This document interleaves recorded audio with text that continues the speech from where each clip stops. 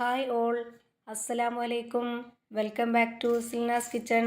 ഇന്നത്തെ റെസിപ്പി ബാക്കി വന്ന ചപ്പാത്തി കൊണ്ട് നല്ല കിഡിലൻ ടേസ്റ്റി ആയിട്ടുള്ള ഒരു അടിപൊളി ഈവനിങ് സ്നാക്സിൻ്റെ റെസിപ്പിയാണ്. നല്ല ടേസ്റ്റാണ് ഇത് കഴിക്കാനായിട്ട്. തീർച്ചയായിട്ടും നിങ്ങൾക്ക് എല്ലാവർക്കും ഇഷ്ടമാവും. ഇതിൻ്റെ പുറമേ നല്ല ക്രിസ്പിയും അകം നല്ല സോഫ്റ്റ് ആയിട്ടിരിക്കുന്ന ഒരു അടിപൊളി പലഹാരമാണ്. അപ്പോൾ ഇതെങ്ങനെയാണ് തയ്യാറാക്കിയെന്ന് അറിയാനായിട്ട് വീഡിയോ ഫുള്ളായിട്ടൊന്ന് കണ്ടു നോക്കണേ. റെസിപ്പിയിലോട്ട് കടക്കുന്നതിന് മുമ്പായി സിൽനാസ് കിച്ചൺ ചാനൽ ആദ്യമായിട്ട് കാണുന്നവരാണെങ്കിൽ പ്ലീസ് ഒന്ന് സബ്സ്ക്രൈബ് ചെയ്തേക്കണേ. ഒപ്പം തന്നെ ഈ വീഡിയോസ് ലൈക്ക് ചെയ്യാനും ഷെയർ ചെയ്യാനും മറക്കരുതേ. അപ്പോൾ ഇതെങ്ങനെയാണ് തയ്യാറാക്കുന്നതെന്ന് നോക്കാം. അപ്പോൾ അതിനായിട്ട് ഞാനിവിടെ 2 ഉരുളക്കിഴങ്ങ് കുക്കറിലിട്ട് വേവിച്ചെടുത്തതിന് ശേഷം അതിൻ്റെ തൊലിയൊക്കെ കളഞ്ഞിട്ട് നല്ല പോലെ ഉടച്ചെടുത്തിട്ടുള്ളതാണിത്. അപ്പോൾ എത്രത്തോളം ഉടച്ചെടുക്കുന്നോ അത്രയും നന്നായിട്ട് ഉടച്ചെടുത്താൽ നന്നായിരിക്കും. ഇനി ഇതുപോലെ ഒരു സബോള പൊടിയായിട്ട് കട്ട് ചെയ്തിട്ടുള്ളത് ഇതിലേക്ക് ഇട്ട് കൊടുക്കുന്നുണ്ട്. ഇതിലേക്ക് ഞാൻ എല്ലാം പൊടിയായിട്ട് അരിഞ്ഞിട്ടാണ് ഇട്ട് കൊടുക്കുന്നത്. അങ്ങനെ ഇട്ട് കൊടുക്കുമ്പോഴാണ് ഇതിൽ കടിക്കാനൊക്കെ കിട്ടുമ്പോൾ ഒരു പ്രത്യേക ടേസ്റ്റാണ്. അതിന് വേണ്ടിയിട്ടാണ് ഈ ഒരു രീതിയിൽ ഇട്ട് കൊടുക്കുന്നത്. ഇനി ഇതിലേക്ക് എരിവിന് വേണ്ടിയിട്ട് ഞാൻ ചേർത്ത് കൊടുക്കുന്നത് പച്ചമുളകും ഉണക്കമുളകുമാണ്. അപ്പോൾ ഒരു 2 പച്ചമുളകും 3 ഉണക്കമുളകും ഇതുപോലെ പൊടിയായിട്ട് കട്ട് ചെയ്തിട്ട് ഇതിലേക്ക് ഇട്ട് കൊടുത്തിട്ടുണ്ട്. പിന്നെ ഇതിലേക്ക് ചെറിയ കഷ്ണം ഇഞ്ചിയും ഒരു 4 അല്ലി വെളുത്തുള്ളിയും ഇതേപോലെ പൊടിയായിട്ട് കട്ട് ചെയ്തിട്ട് ഇതിലേക്ക് ഇട്ട് കൊടുത്തിട്ടുണ്ട്. പിന്നെ കുരുമുളക് ചതച്ചതാണ് ഇതിലേക്ക് ഇട്ട് കൊടുത്തിട്ടുള്ളത്. 1 സ്പൂൺ അളവിൽ ഇട്ട് കൊടുത്തിട്ടുണ്ട്. എരിവൊക്കെ ഓരോരുത്തരുടെ ഇഷ്ടത്തിനനുസരിച്ച് ചേർത്ത് കൊടുക്കാവുന്നതാണ്. പിന്നെ പൊടികളായിട്ട് ഇനി ഇതിലേക്ക് ഇട്ട് കൊടുക്കുന്നത് ഒരു നുള്ള് ഗരം മസാലപ്പൊടി, ഒരു നുള്ള് പെരിഞ്ജീരകപ്പൊടി, പിന്നെ ഒരു നുള്ള് മഞ്ഞൾപ്പൊടി, പിന്നെ ആവശ്യത്തിനുള്ള ഉപ്പ്. വേറെ ഇനി മുളക് പൊടിയോ മല്ലിപ്പൊടിയോ ഒക്കെ ചേർത്ത് കൊടുക്കണമെങ്കിൽ അതൊക്കെ ചേർത്ത് കൊടുത്തിട്ട് തയ്യാറാക്കി എടുക്കാം, ഓരോരുത്തരുടെ ഇഷ്ടത്തിനനുസരിച്ച്. ഞാനിപ്പോൾ ഇത്ര മാത്രമേ ചേർത്ത് കൊടുക്കുന്നുള്ളൂ. ഇനി ഇതെല്ലാം കൂടെ ഇതുപോലെ കൈ വെച്ചിട്ട് നന്നായിട്ടൊന്ന് മിക്സ് ചെയ്തിട്ടെടുക്കാം. ഇങ്ങനെ നമ്മൾ തയ്യാറാക്കിയതിന് ശേഷം ഇനി നമുക്ക് ചുട്ട് വെച്ചിട്ട് ബാക്കിയായിട്ടുള്ള ചപ്പാത്തി ഉണ്ടെങ്കിൽ അതുപോലെ ഒരു 4-5 ചപ്പാത്തി എടുക്കുക. അതല്ലാന്നുണ്ടെങ്കിൽ നമ്മൾ സാധാരണ ചപ്പാത്തിക്ക് വേണ്ടി മാവ് പരത്തിയെടുക്കത്തില്ലേ, അതുപോലെ പരത്തിയെടുത്തതിന് ശേഷം ഒരു 4 എണ്ണം അല്ലെങ്കിൽ 5 എണ്ണം ഒക്കെ എടുക്കുക. നിങ്ങൾക്ക് എത്രയാണോ പലഹാരം ആവശ്യമായിട്ടുള്ളത് അതിനനുസരിച്ച് എടുക്കുക. ഞാനിപ്പോൾ ഇവിടെ എടുത്തിട്ടുള്ളത് കടയിൽ നിന്ന് മേടിച്ചിട്ടുള്ള ചപ്പാത്തിയാണ്, പാക്കറ്റായിട്ട് കിട്ടുന്നത്. 4 എണ്ണം എടുത്തിട്ടുണ്ട്. ഇത് ചുട്ടതല്ല, പച്ചയാണ്. നമ്മൾ ചുട്ടിട്ട് ബാക്കി വന്ന ചപ്പാത്തി ഉണ്ടെങ്കിൽ അതിൽ ചെയ്താലും കുഴപ്പമില്ല. ഇതുപോലെ ചുടാത്ത പച്ച മാവിലുണ്ടെങ്കിൽ അങ്ങനെയും ചെയ്തെടുക്കാം, രണ്ടും കുഴപ്പമില്ല. ഇനിയിപ്പോൾ ആ ഒരു 4 എണ്ണത്തിൽ നിന്ന് ഒരു ചപ്പാത്തി എടുത്തിട്ട് അതിലേക്ക് ഞാൻ നേരത്തെ റെഡിയാക്കി വെച്ചിട്ടുള്ള ആ ഒരു കൂട്ട് കുറച്ച് വെച്ച് കൊടുക്കുന്നുണ്ട്. എന്നിട്ട് ഇത് കൈ വെച്ചിട്ടോ അല്ലാന്നുണ്ടെങ്കിൽ ഒരു സ്പാച്ച് വെച്ചിട്ടോ നന്നായിട്ട് ഇതുപോലെ ഒന്ന് പരത്തി കൊടുക്കുക. ഞാനിപ്പോൾ ഇത് കൈ വെച്ചിട്ടാണ് ഇതുപോലെ പരത്തി എടുക്കുന്നത്, എന്നാലാണ് ഒരേപോലെ കറക്റ്റായിട്ട് പരത്തി എടുക്കാൻ പറ്റുള്ളൂ. ഇപ്പോൾ ഞാനിതുപോലെ കൈ വെച്ചിട്ട് എല്ലാ ഭാഗത്തും പരത്തി കൊടുത്തിട്ടുണ്ട്. ഇനി ഇതിന് മുകളിലേക്ക് ഇതേപോലെ ഒരെണ്ണം കൂടെ വെച്ച് കൊടുത്തിട്ട് കൈ വെച്ച് ഇതുപോലെ നന്നായിട്ടൊന്ന് പ്രസ് ചെയ്ത് കൊടുക്കുക. വെറുതെ വെച്ച് കൊടുത്താൽ പോരാ, ഇതുപോലെ നന്നായിട്ടൊന്ന് പ്രസ് ചെയ്ത് കൊടുത്താലേ ഇതിൽ നന്നായിട്ട് ഒട്ടിയിരിക്കുള്ളൂ, അല്ലാന്നുണ്ടെങ്കിൽ ഇളകിപ്പോവും. എന്നിട്ട് ഇതിന് മുകളിലേക്ക് വീണ്ടും ആ ഒരു കിഴങ്ങിൻ്റെ കൂട്ട് വെച്ച് കൊടുക്കുക.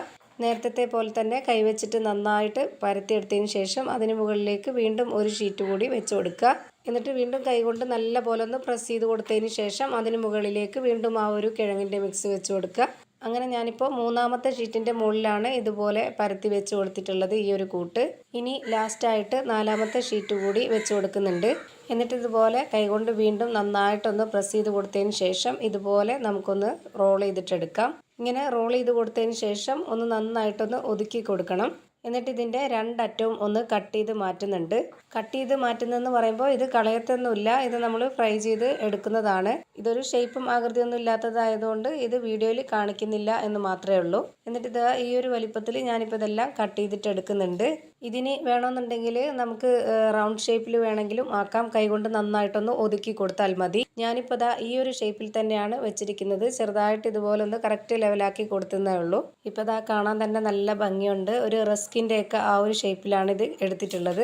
ഇപ്പോൾ എല്ലാം ഞാൻ ഈ ഒരു ഷേപ്പിൽ റെഡിയാക്കി എടുത്തിട്ടുണ്ട്. ഇനി നമുക്കിതെല്ലാം ഒന്ന് ഫ്രൈ ചെയ്തിട്ടെടുക്കണം. അപ്പോൾ അതിന് മുമ്പായിട്ട് ഒരു കൂട്ട് തയ്യാറാക്കണം. അപ്പോൾ അതിന് വേണ്ടിയിട്ട് ഞാനിവിടെ ഒരു ബൗളിലേക്ക് 60 ml കപ്പിൻ്റെ അളവിൽ വറുത്ത അരിപ്പൊടിയാണ് ഇട്ട് കൊടുക്കുന്നത്. എന്നിട്ട് അതേ കപ്പ് അളവിൽ തന്നെ 1 കപ്പ് വെള്ളവും ഒഴിച്ചു കൊടുത്തിട്ട് പിന്നെ ഒരു സ്പൂൺ അളവിലുള്ള വെള്ളവും കൂടെ ഒഴിച്ചു കൊടുക്കുക. വറുത്ത അരിപ്പൊടി തന്നെ എടുക്കാൻ വേണ്ടി നോക്കുക, എന്നാലാണ് നല്ല ക്രിസ്പി ആയിട്ട് കിട്ടുള്ളൂ. ഞാനിപ്പോൾ ഇതൊരു സ്പൂൺ വെച്ചിട്ട് ഇതുപോലെ നന്നായിട്ട് ഇളക്കി കൊടുത്തിട്ടുണ്ട്. ഇനി നമ്മൾ കട്ട് ചെയ്ത് മാറ്റിയിട്ടുള്ളതിൽ നിന്നും ഒരെണ്ണം ഇതിലേക്ക് ഇട്ട് കൊടുക്കുക. ലെയറൊന്നും പൊട്ടിപ്പോവാത്ത രീതിയിൽ നന്നായിട്ട് ഇതുപോലെ ഒരു ഭാഗം വെച്ച് കൊടുത്തിട്ട് അതിന് മുകളിലേക്ക് ഇങ്ങനെ ഒഴിച്ചു കൊടുത്താൽ മതി. ഇനി അടുത്തതായിട്ട് ഇത് നമുക്ക് ഫ്രൈ ചെയ്തെടുക്കുകയാണ് വേണ്ടത്. അപ്പോൾ അതിനായിട്ട് ഞാനിവിടെ ഒരു പരന്ന പാനാണ് എടുത്തിട്ടുള്ളത്. ഇതിലേക്ക് കുറച്ച് എണ്ണ ഒഴിച്ചു കൊടുത്തിട്ട് എണ്ണ നന്നായിട്ടൊന്ന് ചൂടായിട്ട് വരുമ്പോൾ ഇതിൽ ഓരോന്നോരോന്നായിട്ട് ഇട്ട് കൊടുക്കാം. ഇത് നമ്മൾ ഫ്രൈ ചെയ്തെടുക്കുമ്പോൾ ഒരുപാട് എണ്ണ ഒഴിച്ചു കൊടുത്തിട്ട് ഫ്രൈ ചെയ്തെടുക്കരുത്. അതുപോലെ തന്നെ കടായിലിട്ടിട്ട് ഫ്രൈ ചെയ്തെടുക്കാനും നോക്കരുത്. അങ്ങനെ ആകുമ്പോൾ ഇതിൻ്റെ ലെയറൊക്കെ പൊട്ടിപ്പോവും.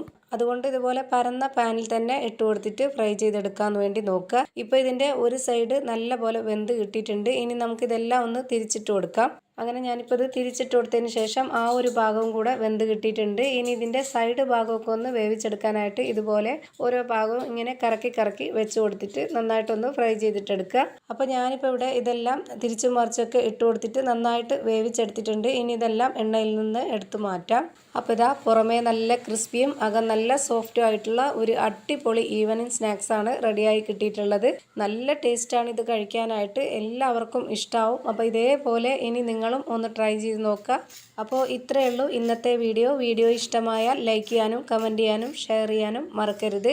അതുപോലെ തന്നെ ഞാനിടുന്ന പുതിയ വീഡിയോസ് നോട്ടിഫിക്കേഷനായിട്ട് കിട്ടുന്നതിന് വേണ്ടി സബ്സ്ക്രൈബ് ചെയ്ത് ബെല്ലൈക്കൺ അമർത്തി അതിൽ ഓൾ എന്ന ഓപ്ഷൻ എനേബിൾ ചെയ്ത് കൊടുക്കാനും മറക്കരുത്. പുതിയൊരു വീഡിയോയുമായി വീണ്ടും വരും. Thank you for watching.